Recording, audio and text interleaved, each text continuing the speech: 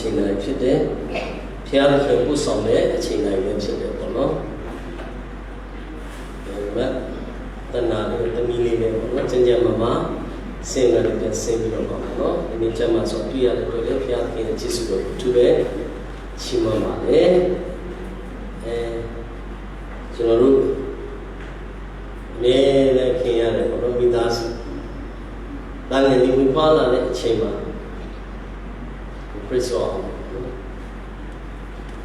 ဒီရ18ရက်ရှိတယ်နော် operation လုပ်ရတယ်ဘုရားကမှာပါပြီးတော့ဘိုက်မှာကုသမှုပြုရတယ်အခုတော့8လလည်းရောက်လာပြီဥပမာအလုံးကြီးတွေ့ရတဲ့မျိုးပေါ့နော်ကျန်ကျန်မှာ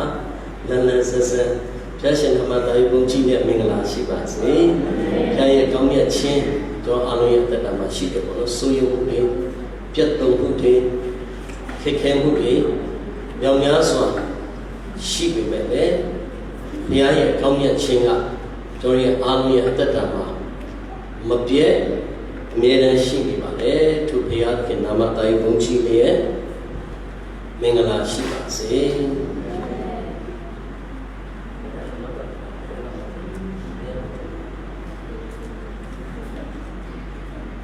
ဒီနေ့နှုတ်ကပတ်တော်လေးဝင်ခအားပေးခြင်းပေါ့နော်ကျောင်းအားလုံးရဲ့အသက်တာကိုအမြဲတမ်းဘုရားသခင်ကမင်္ဂလာရှိစေတဲ့ဘုရားသခင်ဖြစ်တယ်။ကျောင်းထဲမှာအမင်္ဂလာတွေဆက်ရောက်လာတာဘုရားသခင်ကအလိုတော်မရှိဘူးဖြစ်တယ်ပေါ့နော်။ဒါကြောင့်မလို့ကိုယ့်ရဲ့အသက်တာအမြဲတမ်းပြင်ဆင်နိုင်ဖို့စင်ကြယ်နိုင်ဖို့ရတော့လိုအပ်တယ်ပေါ့နော်။အဲ့တော့จิตအပ်တဲ့အရာစာတိတတ်မဲ့ခြင်းဆိုတဲ့အရာလေးကျောင်းအသက်တာထဲမှာရှိခဲ့နေရာပြီးခဲ့အဲ့ဒီနေရာကိုအမိတကယ်ပြုတ်ပြီးတော့မှမာနကကျောင်းရှိမှရှိတဲ့ကောင်းချီးအားလုံးကိုဖိုးယူတတ်တယ်ဖြစ်စီပြတ်တတ်တာဟုတ်တယ်နော်ထွမြောက်ရကျမ်းခန်းကြီး20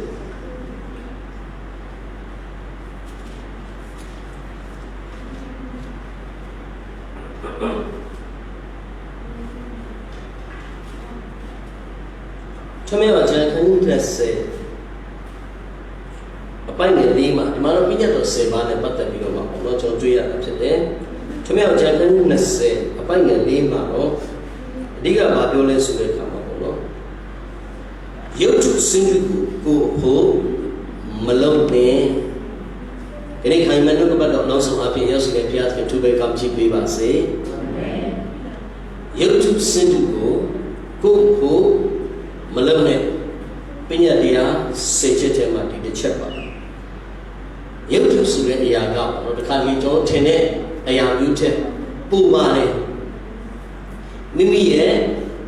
ဆွမ်းလန်းမှုမိမိရဲ့တမန်မှုဖယားနေရာမှာ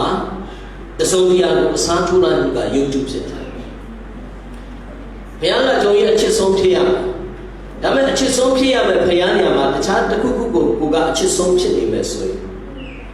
အဲ့ဒါကကိုယ့်ရဲ့ရုပ်ထုပဲဖြစ်တယ်ဘုရားကိုနံပါတ်1ကျွန်တော်တို့ဦးစားပေးရမယ်ဘုရားကိုဦးစားမပေးဘဲနဲ့အဲ့ဒီနေရာမှာတစုံတရာကိုကျွန်တော်တို့ဦးစားပေးမယ်ဆိုရင်အဲ့ဒီနေရာကကျွန်တော်တို့ရဲ့ရုပ်ထုဖြစ်လိမ့်မယ်ဒါကြောင့်မလို့ရုပ်ထုဆိုတဲ့အရာကပေါ့နော်မိမိရဲ့ဦးစားပေးထားတဲ့အရာပထမနေရာမှာတော့ထားမိလိုက်ဖယားအစားဖယားနေရာမှာအစားထိုးမိတဲ့အရာဟာရုပ်ထုဖြစ်တယ်ဒါကြောင့်ကျွန်တော်ရဲ့အစွဲလန်းဆုံးအတက်မဆုံးနဲ့အချစ်ဆုံးကဖယားသခင်သာဖြစ်တယ်ဟာလေလုယာအဲ့တော့ကိုယ့်ရဲ့အစွဲလန်းမှုတက်မှုနဲ့အချစ်ဆုံးသောနေရာမှာဖယားပဲလားပြန်စဉ်းစားပါဒါမို့တစုံတရာဖယားနဲ့ချစ်တာပေါ့ဒါပေမဲ့တွဲဖက်ပြီးတော့မှနော်တွဲဖက်ပြီးတော့မှတခြားအရာရှိတယ်ဒါဆိုရင်ရုပ်ထုကိုနေရာတွဲဖက်ပြီးပေးထားတာဖြစ်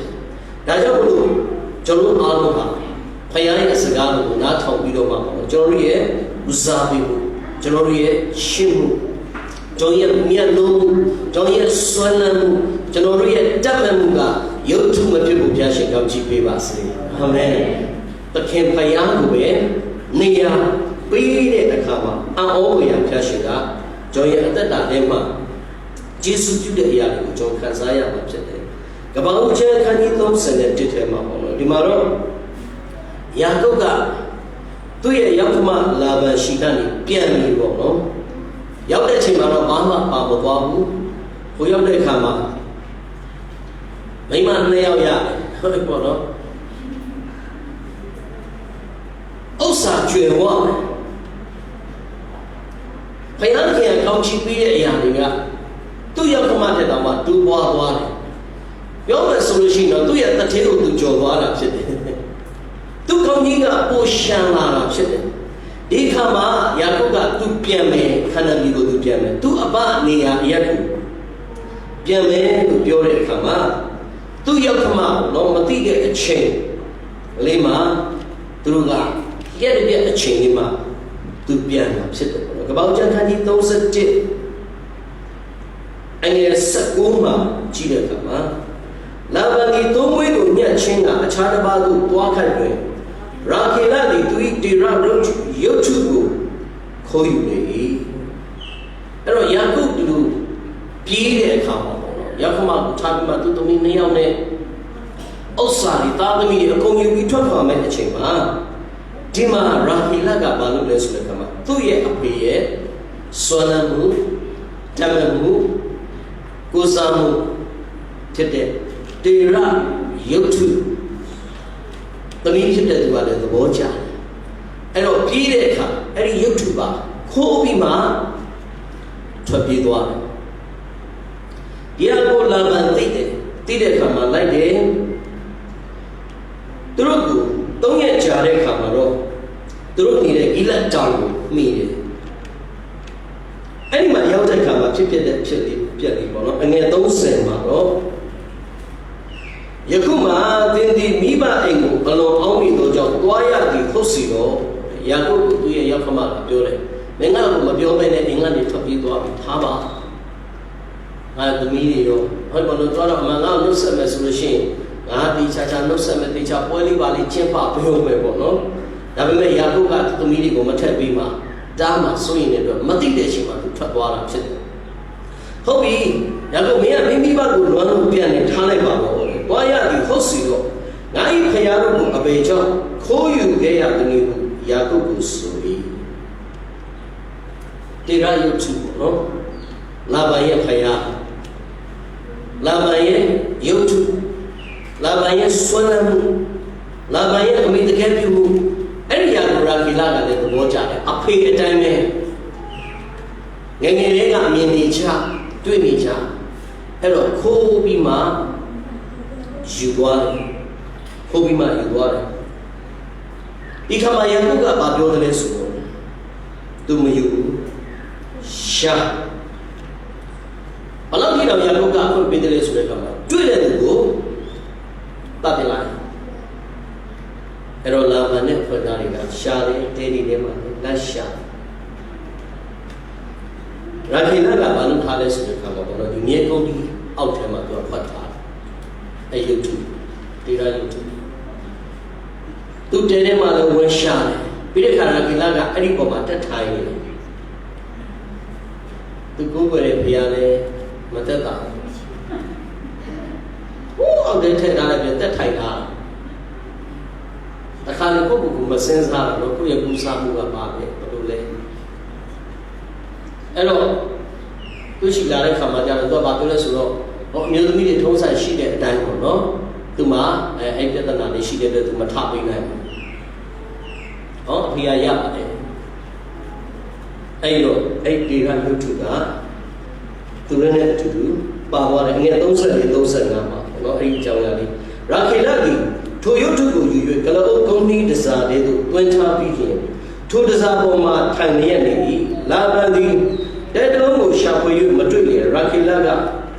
About Shima Jama, Matana in the period, Seko, Shiba, Nima Luna, Timia Shibi, a die, Jamana Pibadi, about us Suri, to do Labandi, Shapu, you to go, Matuya, Labaya, Swanam, Taman, Dame,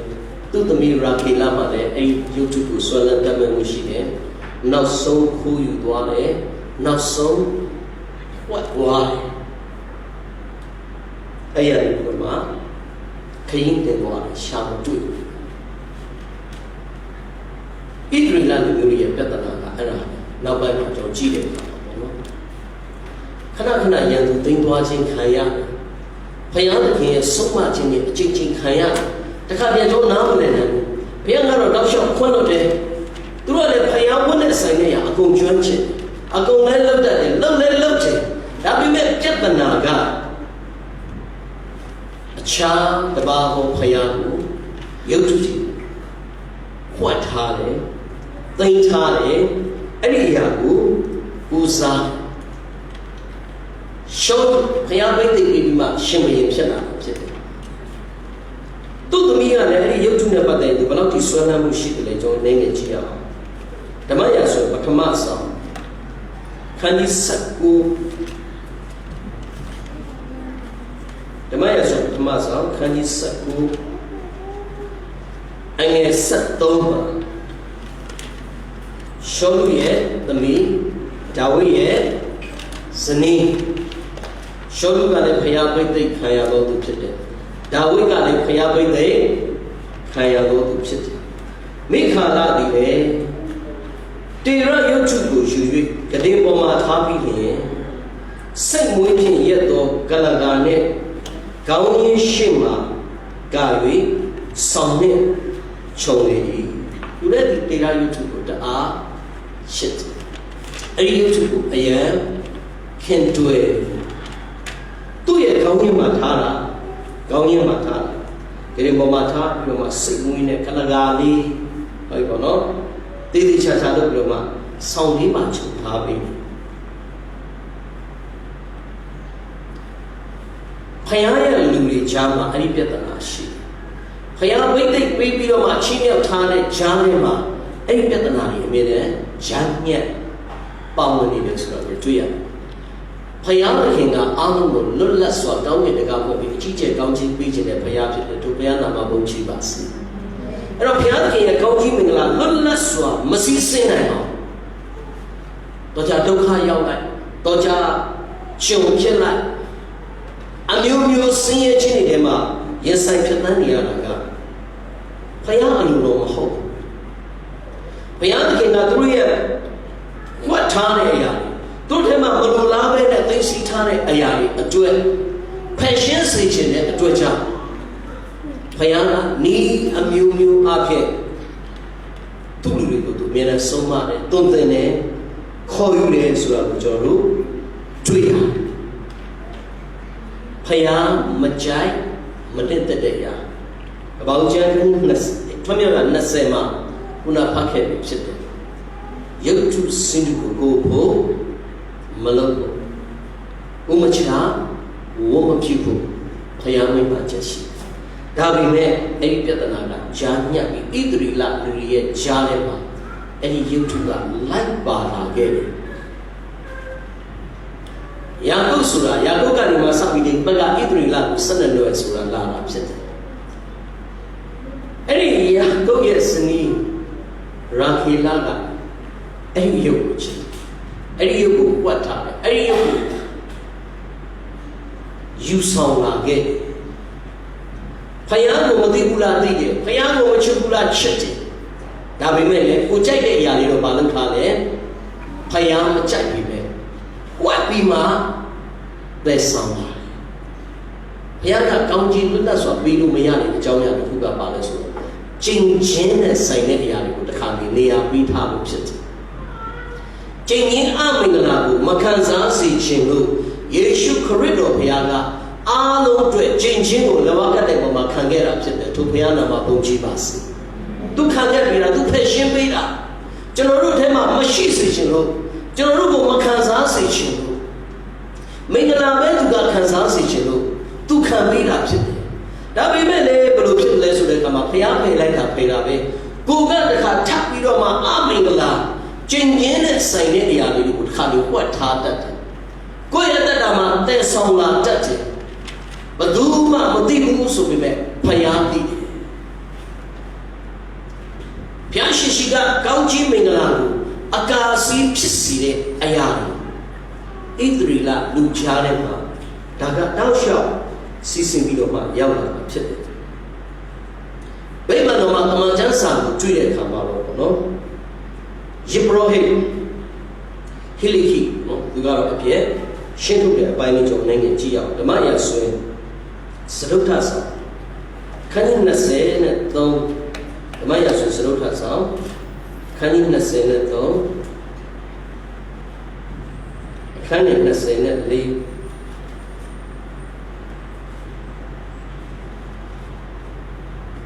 Chumaba,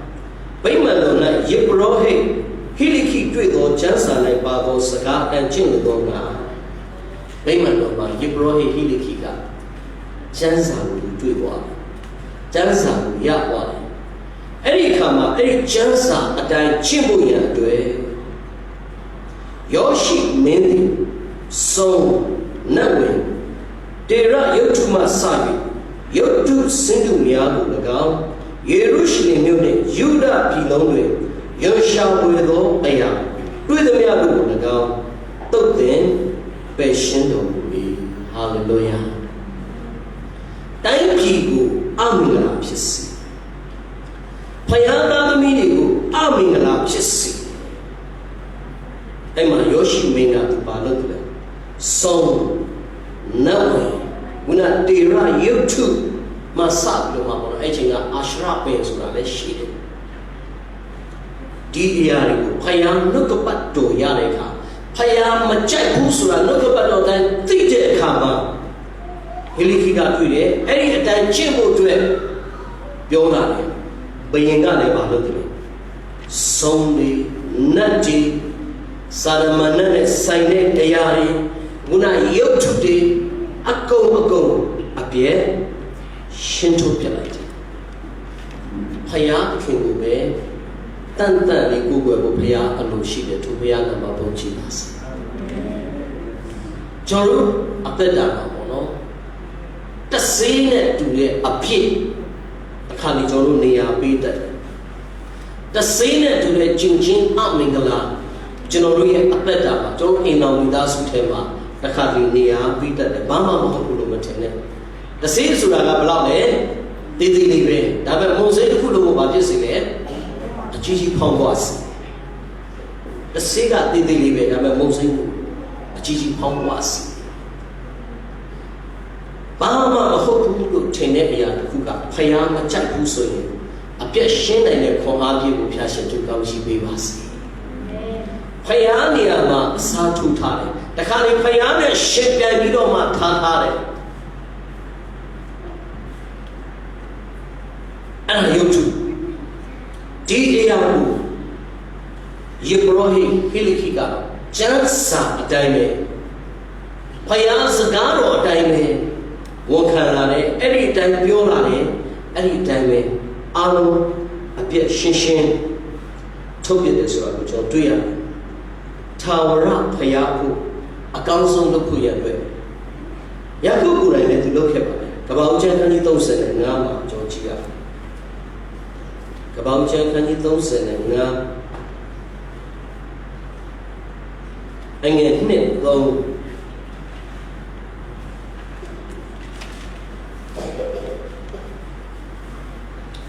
Tobaka Yakobi, Aindu Ainamia, Mimina shit go to Abalu Koi. They know the father, the Ba Amutaru, Payalu, Petichako, a Wugu Levi. That Shinjin, she's in Chako, Yaku Taru, Bedana Yaku Wajasu, Nadi Senior Kayado Gala, Nagu, Tui, Nago Nana, Joe Wado, Payaka Campo, Joanna Yipling, Nadi, Suli, Mayakoga, Payana to go Tule, Payana Atitui, Sasagaya. Bama Mapikanega, Paya Gadidone, Gauchigo, Kansaya, Ayadwe, Yipple, Dimelo to the Seneca, Genius of Payago, go away, Genius of Payago, Yipple, Dimelo to Sophia Chanaka, Piense, which is any Piensemuga, Banesuka, Kuna Papua, Time. Tuma she did be a go down, Arona. Daba Amuda Payarugu, Petichao, အဝတ်ကိုလဲ၍တန်ရှင်းစေချပါတန်ရှင်းတဲ့ဖယားသာဝရဖယား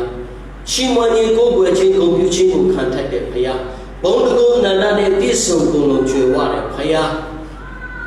အဲ့ဒီဖယားသခင်ကိုကိုယ်ွယ်ဖို့ရပြင်ဆင်တဲ့အခါမှာ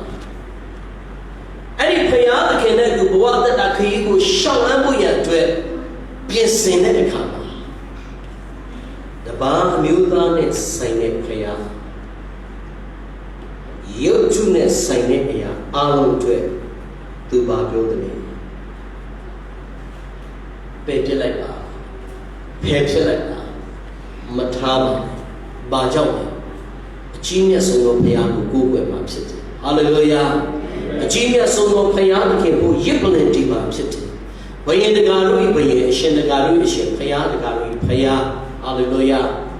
အဲ့ဒီဘုရားနေရာမှာဘယ်အရာမှခိတ္တအရာကြီးတော့အစားထိုးလို့မရှိဘူးသူတလက်ကိုတလက်မရဟိုတလက်ဒီတလက်မရတချို့ဘုရားကိုးကွယ်တဲ့နေရာမှာတော့မဟုတ်ဘူးမြတ်မြတ်တတ်ဘုရားရှိခိုးတာရှိတယ်ရှိတယ်မြတ်ဘုရားကြီးအကုန်လုံးစင်ပေါ်မှာတင်လာတာဟိန္ဒူလည်းရှိတယ်ဗုဒ္ဓဘာသာလည်းရှိတယ်ခရစ်ယာန်ဆိုသခင်ယေရှုခရစ်တော်ဘုံတော်ဟောလဝကတိုင်လေးလည်းရှိတယ်ပန်းဦးလေးလည်းရှိတယ်ပန်းသီးလေးလည်းရှိတယ်ဟိန္ဒူနဲ့ဆိုင်တဲ့ဂျီနာခရစ်နာလည်းရှိတယ်နည်းနည်းတကူပြတဲ့ဆိုင်းပါပါဆိုစပယ်ဖောက်ပါနဲ့သူပုံလဲတာချိန်ထားတယ်မလွတ်သွားမကောင်းလားလုံးဝတော့ဘုရားကိုအပိုင်ချုပ်ထား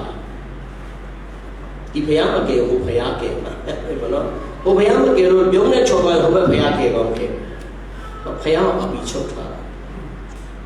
ရောဆရာတပါးမေးတဲ့မေးခွန်းလေးပေါ့နော်ဘုရားကိုကိုးကွယ်နေတာလားဘုရားကိုစိတ်မချတာလားတကယ်တော့ဘုရားကိုးကွယ်လို့နဲ့သူပဲဘုရားမှစိတ်မချအဲကြောင့်အကုန်လုံးသူထားဒီနေ့ကျွန်တော်အားလုံးရဲ့အသက်တာအတွက်ကျွန်တော်အားပေးခြင်းနဲ့နေရာကျွန်တော်ရှိမှစကားပလင်ခံခဲ့ပြီဖြစ်တယ်ရုပ်ထုဆိုတာအယုတ်ကိုပဲပြောတာမဟုတ်ဘူးမိမိရဲ့ဆွမ်းလန်းမှုမိမိရဲ့တတ်မှတ်မှုဆိုတဲ့ဇာတိကလာတဲ့အရာအလုံးကရုပ်ထုဖြစ်တယ်အဲ့ဒီအရာဘုရားကအလိုတော်မရှိအဲ့ဒီအရာတွေကကျင့်ချင်းအမင်္ဂလာနဲ့ဆိုင်သောအရာဖြစ်တယ်ယာကုပ်ကတော့ရစ်ပလင်တီးဖို့ဘုရားကိုးကွယ်ပြီးတော့သူပြင်ဆင်တဲ့အခါမှာသူ့လူတွေအလုံးကိုတတ်ရှင်းစေအဝတ်ကိုလည်းလဲခိုင်းတတ်ရှင်းတဲ့ဘုရားညီညွတ်ခြင်းကျင့်ခြင်းနဲ့ဆိုင်တဲ့အရာပါလာလို့မရဘုရားကိုးကွယ်တာကိုးကွယ်ပြီးတော့ဟိုအဆောင်ဒီအဆောင်လေးမရတော့ထာဝရဆောင်သွားရပါနှလုံးသားထဲမှာထာဝရဘုရားပဲဖြစ်တယ်ဟာလေလုယာကျန်တဲ့နေရာမပါဘူးဖယားနဲ့ပဲတူတူသွားရမှာဖြစ်တယ်ယောရှုမတ်စာထဲမှာကျွန်တော်အားလုံးသိတယ်အာခန်အကြောင်းအခါကကျင့်ခြင်းနဲ့ဆိုင်တဲ့အရာကိုမှသူကမလုပ်မိတာသွားယူမိတာယောရှုမဆာခန်းကြီး9အငယ်တက်တို့ရယူရမျိုးစီရဇာပတိကာမိတို့မှဆင့်သက်သောအခန်းသည်ချိန်အပ်သောအရာကိုသိယူ၍ထိုအရာအဖြစ်ဣသရေလအမျိုးသားတို့သည်ပြင်းမှသော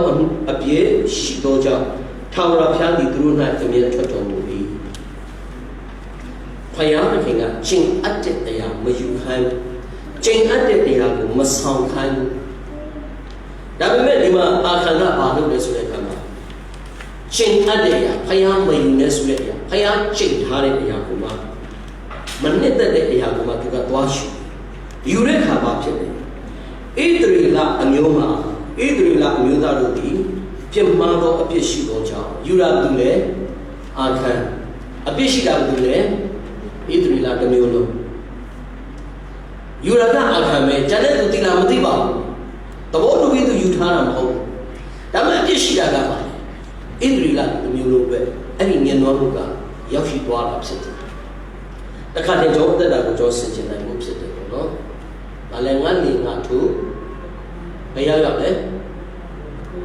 bà cô giờ gặp ngắm những ngã sai sẽ cái nhau gặp ba sẽ cái mà cả Singapore, America, Japan, England chạy đến nhà nhau thôi còn nó qua cô nhau qua biết làm gì cô này được công mình đã suy cô này bắt tay sân về để tụi chị chính trên âm mình là anh cháu của con bật cho mà nia mà bị thả chỉ tạm qua này làm bạn thế này xong là chỉ tạm qua số hiệu qua biết gì qua ngã bớt sang này ngã về số được chút đặc biệt được không mà mình nên chú sa bị sát hại là đi chơi làm mà cái này tụi mình bớt sang này ngã mà tụi mình bớt sang này ngã mà cô bớt sang này cô lôi đã qua đặc biệt này yêu thương này sai này mình là này sai này yaဖြစ်တဲ့အတွက်ကိုယ်ပတ်စံနဲ့ကိုလုပ်နေမယ်ကိုနဲ့သက်ဆိုင်တဲ့သူရှိမှအဲ့ဒီအဖြစ်ကရောက်ရှိတတ်တယ်အဲ့ဒီပြဿနာကကူးစက်သွားတတ်တယ်အဲ့ဒီချင်းချင်းအမင်္ဂလာဆိုတာအမှန်တမ်းကြောက်ဖို့ကောင်းတယ်ဒီခါမှာအာရီမျိုးဆိုတာပေါ့တိုက်ပွဲဝင်ပေါ့နော်လူအများကြီးတော့သွားစရာမလိုဘူးလေဣသရီကလည်းအေးဆေးပဲ3000နဲ့ပဲသွားရှင်းလိုက်အေးဆေးဆေးပြီးတယ်အာရီမျိုးတွေကတေးသေးလေးသွားတော့မှဖြစ်တယ်ရှုံးတယ်နောက်ကြောင်းပြန်လက်လာရတယ်အရှက်တကွာအကျိုးနဲ့ဖြစ်တယ်တကယ်တော့တိုက်ပွဲတွေအောင်နေတာကဘုရားကြောင့်ဖြစ်တယ်ဟာလေလုယာလူအရေးအတွက်ကြောင့်မဟုတ်အဲ့မှာပေါ်လွင်ထင်ရှားလူကြောင့်မဟုတ်ဘုရားကြောင့်အခုဘာကြောင့်ရှုံးရလူနည်းနည်းလေးနဲ့တိုက်ရင်တော့အောင်ရမယ့်နေရာမှာရှုံးတယ်ဘာကြောင့်ကျင့်ချင်းအာမင်ဘုရားကျင့်ထားတဲ့နေရာကဣသရေလတပ်ထဲမှာရောက်နေတယ်အာခံရဲ့အိမ်ထဲမှာရောက်နေတယ်ယောရှုမနဲ့ဆိုးစီတန်းစီပြီးစစ်တဲ့ကမှာငါသားမင်းပါပြည်လူမှာမိပဲကျွန်တော်တက်နေပြီးတော့မှယူခဲ့မိပါကျွန်တော်ယူခဲ့မိဝေဝတ်လို့ရွှေမင်းဘာကြောင့်ငါတို့ကိုနှောက်ယှက်တာယူရကတော့မင်းဒါပေမဲ့ထိခိုက်တာငါတို့တတလုံးပဲသူများရှိမှမရှိဝဲအကျိုးနဲ့ဖြစ်ရတယ်သူယူလာတဲ့အဲ့ဒီကျင့်ချင်းနဲ့ဆိုင်တဲ့ငွေဝတ်လုံးခန်းကြီးခုနဲ့ငွေ24တဲ့ပါပေါ့နော်သူယူလာတဲ့ကျင့်ချင်းနဲ့ဆိုင်တဲ့အရာတွေနဲ့တွဲပြီးပါသွားတယ်ဆိုတဲ့အခါမှာတာသမီသူနွားမြဲတဲနေတော့သူနဲ့ရှိသမျှတော့သူတို့အကုန်ပါသွားသူယူလာတော့ငွေဝတ်လို့ရွှေဒါပေမဲ့ပါသွားတာသူသားသမီးတွေပါသွားတယ်သူမှရှိတဲ့တိုးနွားမြဲတွေပါသွားတယ်သူမှရှိသမျှသူတွေအားလုံးအခမ်းနဲ့ကအာခေါ်ချိုင်နေမှာရောက်တော့မှခဲနဲ့ပြတ်တာဖြစ်တယ်ကျင်ချင်းအမင်္ဂလာကအထဲမှာနေရာပြီးလိုက်တဲ့အခါမှာနေရာပြီးကိုသူနဲ့တကွာအဲ့ဒီကျင်ချင်းအမင်္ဂလာကအဲ့ထမှာကူးဆက်ပြီးတော့အကုန်ဖြည့်ဆည်းခြင်းအဆုံးအချင်းခံစားရတာဖြစ်တယ်။ဒါကြောင့်လည်းကျွန်တော်ရဲ့အသက်တာမှာဖယားနေရာမှာတခြားဘယ်အရာမှာအစာမထိုးမိပါနဲ့။ဖယားခင်ကကျွန်တော်ရဲ့အချစ်ဆုံး။ဟာလေလုယာ။ဖယားခင်ကအတတ်မဲ့ဆုံး။တခင်ဖယားကအဆွဲလန်းဆုံး။စုမတောင်းရရင်မနေနိုင်တဲ့အသက်တာ။ကျမ်းစာမဖတ်ရရင်မနေနိုင်တဲ့အသက်တာပဲဖြစ်ပါစေ။အဲ့ဒီနေရာမှာကျန်တဲ့အရာနေရာထိုးပြီးတော့မှတာလေးမနေနိုင်ဘူးဆိုရင်အဲ့ဒါရုပ်ထုနေရာဝင်ယူထားပြီးဖြစ်တယ်။အမင်္ဂလာနဲ့ဆိုင်တဲ့နေရာဝင်ရောက်နေရာယူထားပြီးဖြစ်တယ်။အဲ့ဒီအမင်္ဂလာကိုမဖယ်ရင်အမင်္ဂလာကိုနေရာပေးတဲ့သူကအမင်္ဂလာနဲ့အတူပျက်စီးရဆုံးရှုံးရတယ်။ဝမ်းနည်းစရာကြည်ကွဲစရာအကြောင်းဖြစ်တယ်။ရှောလူဘုရားပိတ်သိပ်ပြီးတဲ့ချင်းမြောက်တယ်။ဓမ္မရာဇဝင်ပထမဆုံးခန်းကြီး15ထဲမှာပေါ့နော်။သွားမယ်ဉာဏ်သူရှိသွားတယ်။အကုန်လုံးရှင်းရှင်းဖြစ်စီအားလုံးကျင့်ခြင်းအမှုပစ္စည်းရောဒုနွားတိရစ္ဆာန်ရောလူရောကျင့်ခြင်းအမင်္ဂလာနဲ့ဆိုင်နေရအားလုံးဖြတ်ဘုရားကဘယ်လိုမှာလဲဆိုတဲ့အခါမှာပေါ့နော်ကျုံပြီးတည်တည်ကြကြပြောတယ်။နှမျောခြင်းမရှိပဲရှင်းရှင်းဖြစ်စီပါနှမျောခြင်းမရှိပဲရှင်းရှင်းဖြစ်စီပါရှုံးလို့တဲ့အဖွဲ့တိုက်ပွဲသွားပါအောင်ပါသိမိပါ ဒါပေမဲ့အဲ့ဒီမှာစုဖြိုးတဲ့တရိစ္ဆာန်မတတ်ချူနှမျောတယ်ဖယားကတေချာမှာပြီမနှမျောနဲ့ကျင့်ချင်းခံရတဲ့အရာတွေကဘလောက်ပဲဆွမ်းလန်းစရာတတ်မှတ်စရာဖြစ်နေပါစေအဲ့ဒီအကူတော့မနှမျောနဲ့လုံးဝဖြစ်စည်းပါတေချာပြောတယ်နှမျောတယ်မကောင်းတဲ့အရာတွေပေါ့နော်အဆုတ်ကလေးတွေမီးရှို့မိကိုအထွက်ပြလိုက်ကျွန်တော်မီးရှို့တယ်ဖြက်စီးတယ်လားလူကလေဘုရားတော်မှာလိမ့်နေတာဘောတန်တော့မဟုတ်ကိုကြိုက်ရကောင်းယူလာရှမွေလာနာဘုရားစကားနားမထောင်ဘူးဘုရားစကားနားမထောင်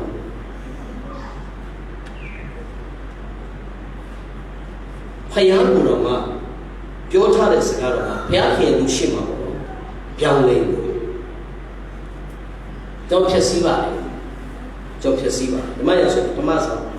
ခန်းကြီး15နဲ့ရှောင်းဘုရင်ပြောင်းချကြတဲ့သူလိမ့်တာဖြစ်တယ်အကုန်ဖြစ်စည်းခိုင်းတယ်အငယ်9ပါခန်းကြီး15အငယ်9ပါတို့ရတဲ့ရှောင်းနေလူများတို့ဒီအာဂတ်မင်းနဲ့တကွာသို့သောအမျက်အလတ်ဆူသောသူငယ်အကောင်ဥစ္စာရှိသမျှကိုနှမျော၍ရှင်းရှင်းမဖြစ်စည်းကြအတော်မဝင်ရုပ်ပါသောဥစ္စာရှိသမျှကိုသာရှင်းရှင်းဖြစ်စီကြတယ်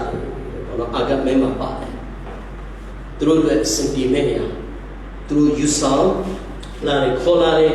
အငယ်73မှာရှောလူကလည်းထာဝရဘုရားသည်ကိုရောကိုကောင်းချီးပေးတော်မူပါစေသောကျွန်ုပ်သည်ထာဝရဘုရားအမိန့်တော်အတိုင်းဖြစ်ပါသည်ဟုဆို၏ပြောင်းလဲမနှမျောနဲ့ပြောတယ်နှမျောတယ်ကျင့်ရင်းနဲ့ပတ်သက်တဲ့အရာရှင်းရှင်းဖြတ်စီပါမဖြတ်စီဘူး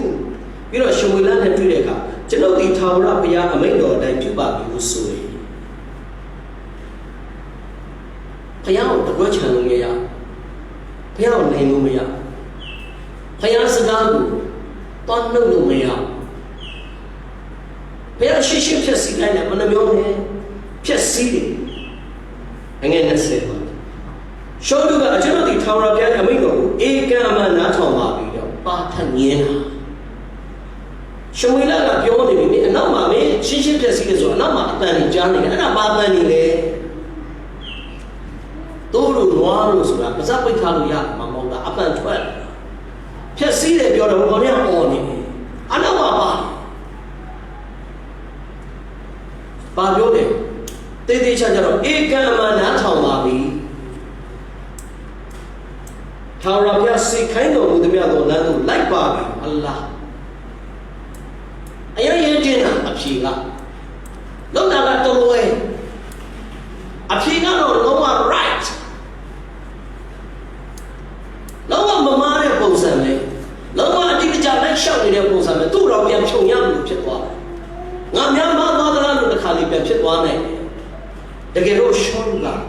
စကားနားမထောင်ပဲနဲ့တရားရာခိုင်နှုန်းစကားနားထောင်တဲ့ပုံစံမျိုးသူပြောနေတာဖြစ်တယ်နှမျောပြီးတော့မှရှင်းရှင်းမဖြစ်စီတဲ့အငယ်23ပါနဲ့တူတယ်ဆိုတဲ့ငင်းဆန်သောသဘောသည်နတ်ဆိုးနဲ့ပေါင်းပေါ်ခြင်းကဲ့သို့၎င်းဖယားအမိန့်တော်ရှိတယ်ဖယားစကားတော်အသက်ရှိတယ်ကျင့်ရင်းကိုမခံစားစေခြင်းနဲ့ဖယားထိုဖယားနာမပုံချပါစေဒါကြောင့်ကျွန်တော်တို့ကလည်းကျင့်ချင်းတွေကိုသူဖယ်ခိုင်းတာဖြစ်တယ်သူကိုယ်တိုင်ကလည်းအကောင်းဆုံးလုပ်ဆောင်ပြီးပေးခဲ့တာဖြစ်တယ်ဒါပေမဲ့သူကညှင်းဆန်နေတယ်မဟုတ်ပါဘူးဘယ်တော့မှတန်ကြားနေတယ်နော်မဟုတ်ပါဘူးကျွန်တော်ပြတ်လိုက်တာလေထာဝရဘုရားစကားနားထောင်တယ်ညှင်းဆန်နေတော့မယ်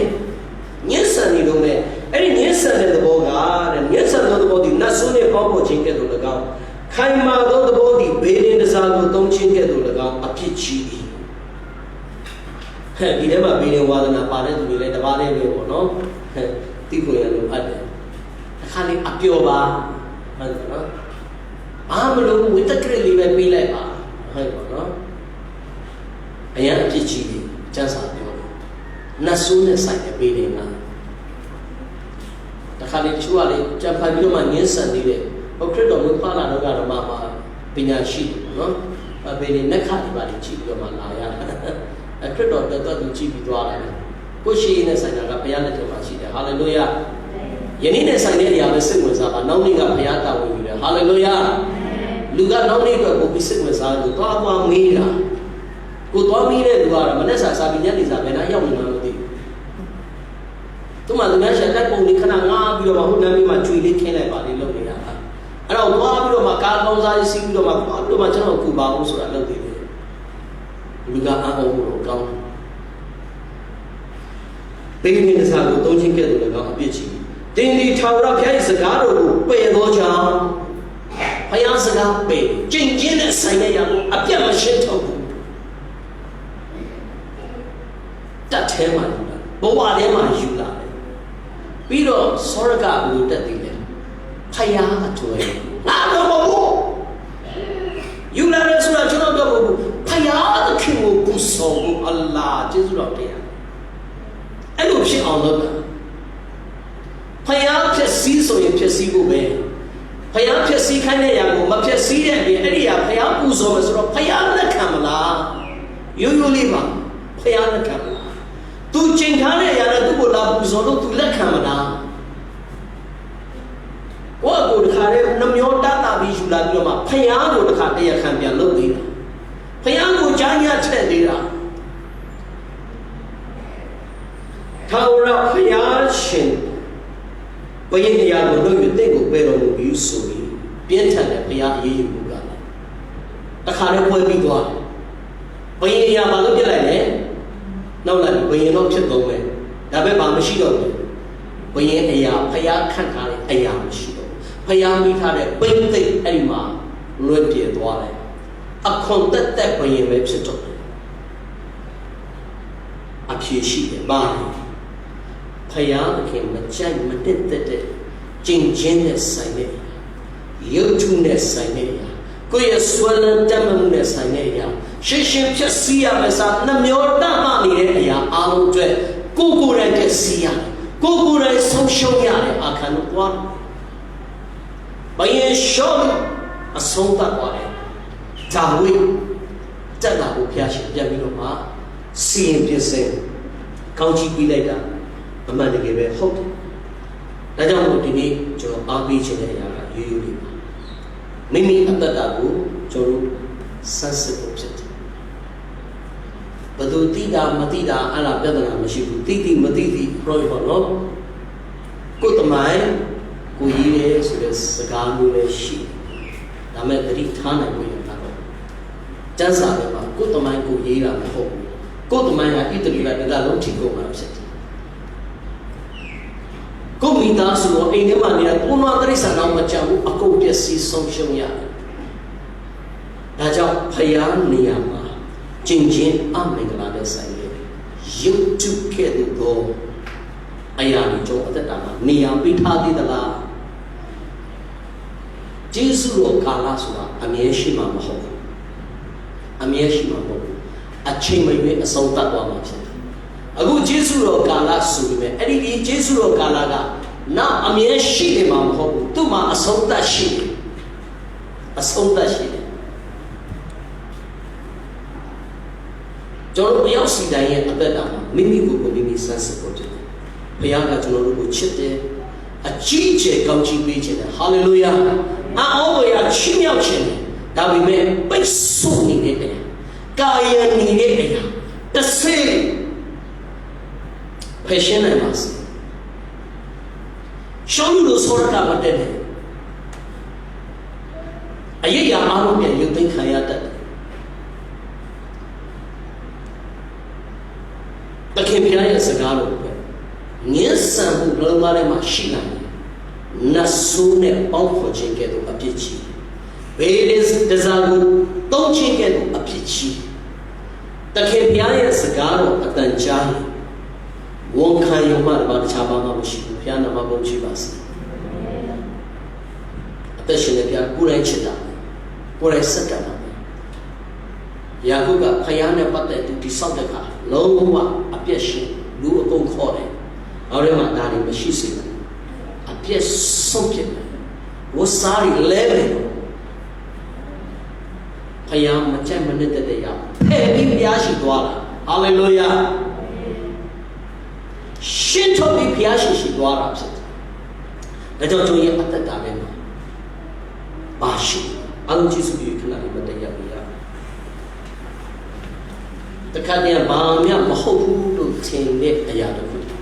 Lu desau dia tu macam mana sini. Ada YouTube itu tentang ada macam tu lagi. Ini yang mereka kuya tentang aku hai sahaja lagi. Kuya tentang aku social sih. Kerana ni alam Yesus bertanya, ayat bertanya. Kau tentang aku sejak yang anjur alam. Kau ni payah ni bersama. Jadi tu kepada kalian tingkau jika sahaja yang bercepat. Haleluya. Dia tentang Yesus aku lemah cia punya bersama. Yang biuna Yesus tu kan zabi orang apa ya? Tersenggal orang tu sana ni Yesus yang bukan dia, payah tersenggal bersama. Bukan ada mana, bayut tu sini adalah. Payah pun nampak ni ama matan ni ama am, bayut tu sini. Ini yang kini penai masa. Cincin sangat ya, wajah dalam ni yang kita bilang. Makam surat ini apiol orang, tak ada yang masuk le senyum. Dalam kalau bapa macam surat tu bom ni, ni yang kita bilang. Demoji belak cici, apa titi si jaya ni bapa. Joya tak, boleh sesuatu. Payah semua orang macam tu mana bukan sesuatu. Ya tu, kuya tak, kuya bau macam, kuya luli lemah, tapi sensi je bukan ide kan. Ia boleh tipu tu dua macam tu. Ini jauh orang ni biasa siapa, kenapa? Tu cara ia boleh dinai orang ni yang tipu biasa juga bebas. Kuya tak ada macam passion dia, kerana tu. Atas satu, payah dugune, sanad juga, kurohat tersinar payah, kurohat kunyir payah, kurohat thopek beri payah, kurohat Yesus juga payah. Kau ni dengan apa bi akau se kau jiwet jenis payah, haleluya. Ini yang aku kena berthari, mereka tu mana siapa. Tukar kisah tak ada caca mau, kuburan dia bitar amin lari ga, kuda tak ada jadi anak siapa kisah mana dia berkhidmat. Haleluya, puji. Kiasu berayun kita, kuya tak sedar jauh dulu, sedih dulu. Terkadang ajensi tak memang ajensi yang leta terkena sih ni. Guru orheba cakap macam, mari jauh bioya, ane jauh bioya. Guru aku ni lo surah bioya. Guru dia kamu sudah nasi semua kita dapat cina sudah. Ini sana aku tuh payah bioya. Glory, hallelujah. Oh, Ishana, worthy, you your praise. Dashi Shimaturu, Gaun Solo Jubilati Bukisya, Yesya, Sakaya, Anaya, when you go down Kaya, Ayashi. Tema tu shida kita. Ini adalah biar mana leh, bayar shida kita ni dia mana leh dia kita. Hallelujah.